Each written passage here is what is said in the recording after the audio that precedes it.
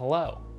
So today we're going to be taking a look at a fixture with a crazy amount of output, good color accuracy, and a price tag of only $300. Let's go ahead and look at the Amaran 200D. Not bad, not bad. Hello. Oh yeah.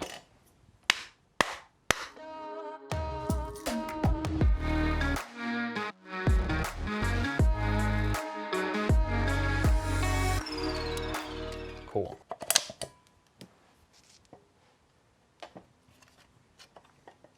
So out of the box, this fixture comes with the fixture itself, the hyper reflector, as well as the power adapter. And that's basically it. You're not gonna find a bag with this fixture. Unfortunately, they had to save costs somewhere, and the bag is one of the things they cut from their standard lights. Standard with all lights, the Amaran 200D uses the Bowens mount. So you're gonna have a wide variety of accessories to choose from, whether it's lighting modifiers such as China balls, softboxes, or even optics that can be used with the D models. Now, something to keep in mind is the X models unfortunately can't be used with the optics such as Fresnels and spotlights because you're gonna get some kind of weird dappling in it. Now, this isn't the case with the higher end 300X models. They didn't include the prism over the light source itself on the X models, the lower end X models, so you're gonna get a weird pattern to it. Now, believe it or not, the 200D has actually gone through some revisions since the first YouTube videos even came out about it. One of these revisions was actually on the mount itself around the tightening knob. Now it comes with extra ridges around it to kind of prevent some of the cracking that we saw in the pre-production units.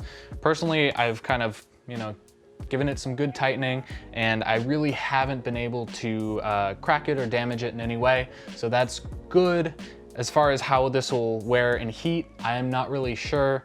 Keep in mind the outside of the body, that's all plastic, along with the outside of the mount. However, the inside still comes with the metal support.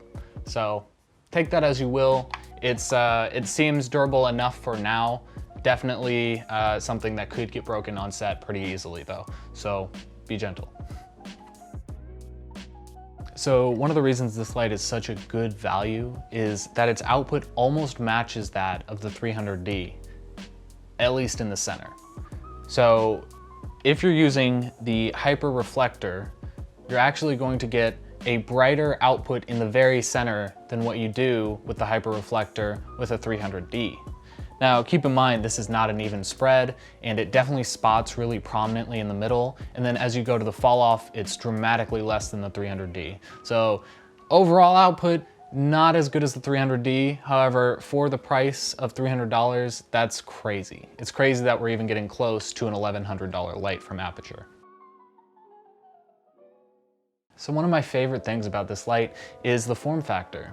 It's a bit more compact than something like a 120D. It doesn't need the ballast, it doesn't need all that extra stuff. You just pop it on a light stand and can go and rig it up, which is great if you're in a smaller environment.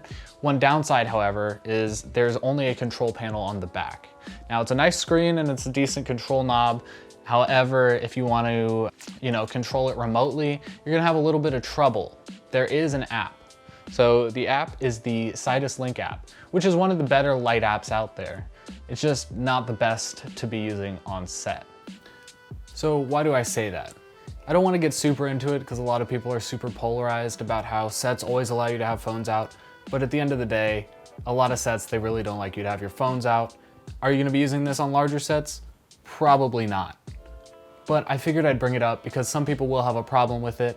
And also only being able to control a light when it's all the way rigged up and you don't have any other way of controlling it other than your phone, it's not the most ideal situation. Is it a problem? Probably not, but if your phone's dead, not working, or they don't like you having your phone out on set, you're kind of in a rough spot. So I figured I'd bring it up. Unfortunately, one downside of not having a ballast means it's harder to power this light off of batteries. Now, Aputure is actually coming out with a power station that uses 2 V-mount, or I believe gold mount batteries, but that's another $100-something that you have to add on to the cost here to do something that you can do with a 120D natively. So earlier we did mention that the 200D and 100D work pretty well with the optics that Aputure offers. However, there is a caveat to that. The Fresnel, when on full flood, doesn't put out as much light as it should, which makes me believe the beam angle on the light fixture itself versus the beam angle accepted by the Fresnel 2X is not matching up completely. So when it's on full flood, it actually seems to lower the output quite significantly, more so than would be with just a normal Fresnel on a standard light, whether it's a mole or even the Aputure 300X. So we've already talked about this unit not coming with a ballast or a remote control, not being able to be powered off of batteries natively, and also not coming with a case. So what are the other drawbacks here? Well, aside from the all plastic construction, we also have a mostly plastic tilt head. Now this tilt head is not a yoke construction, so unfortunately it's not going to be able to hold as much as the standard Aputure lights. However, I've really come into no problems with it. I've used this fixture with the Lantern 90 and had literally no problems of tilting. I might have to tighten this down a little harder than I would have liked, but honestly, there's been no problems. The outside of this tilt head is metal again, along with the inside support, so I'm not too worried about it, but it is something to think about. Another more common thing among Aputure lights is the hyper reflector. Now this is a nice reflector if you're in an ENG or news gathering type setup where you're just trying to get the absolute most amount of power in the very center. However, from a videography/cinematography point of view, this really isn't ideal, as you want as even a light as possible in most cases. The good thing is Aputure has started selling their original reflector again. However, it's not included with the light, so I figured I would mention it as a downside. And finally, a huge point of controversy in the Aputure community, the 200D's fan, and this is unique to the 200D, actually is relatively loud compared to the other Aputure models. However, I'm gonna go against the grain here a little bit and say this is a little more of just a YouTuber complaint. If you compare it to more traditional lights such as HMIs or even LED moles, the sound output out of this is minuscule. So, not a big deal. It is something that is more than the traditional Aputure lights. However, if sound is completely critical and you don't want to hear anything at all, this might not be the light for you. There is actually hope though, because recently I've seen some YouTubers take apart this light and actually replace the interior cheap 92mm fan with a Be Quiet 92mm fan that actually is pretty good temperature-wise and very good audibly.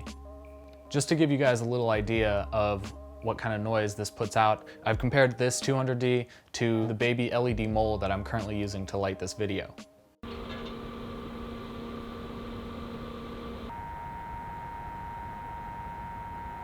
And there's one final point of comparison I actually want to make.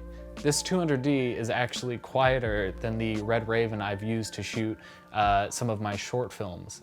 So it's really not too bad, and I believe the issue to be overblown, but again, if you're doing sound critical work, this might not be the light for you. So I'd love to hear what you guys have heard about this light and what you think about it after this video. Hopefully I answered some questions. If you have any other questions, let me know down below. And with that, I guess that's it, guys. Hopefully I'll see you in the next one.